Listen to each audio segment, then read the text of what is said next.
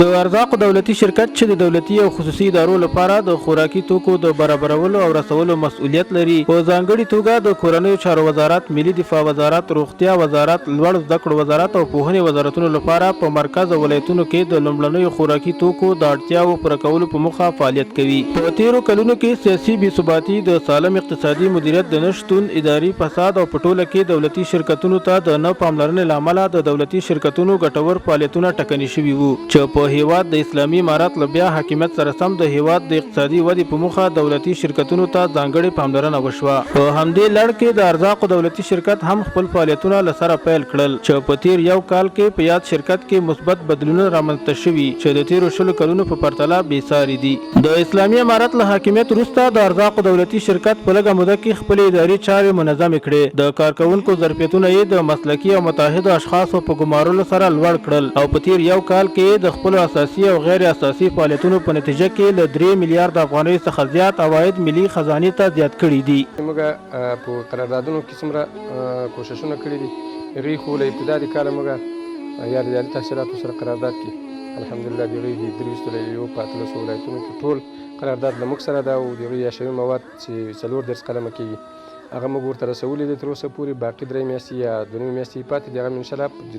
په جریان کې دي رسېږي. او د قرارداد حجم یې د هغې 1 میلیارډ افغانۍ تقریبا و. له هغې نه بر علاوه مداخله وزارت سره موږ د میاشتو نه د موږ همکاران ورسره په تماس کې وو، موږ ورسره کړو، ناستې مو ورسره وکړې. د هغې ناستو تلاشونو په نتیجه کې هغې آماده شو چې موږ سره قرارداد وکړي،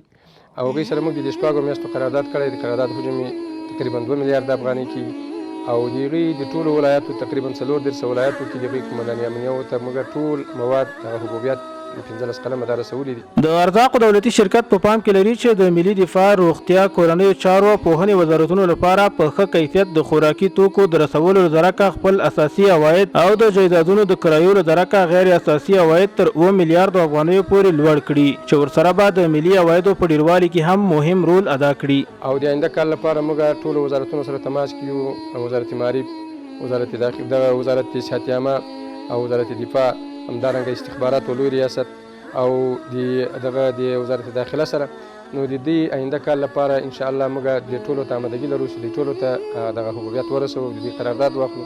او د آینده کال لپاره د موږ بودیجه تخمین شوې ده چې موږ د قرارداد وکړو تقریبا د 8 میلیارډ او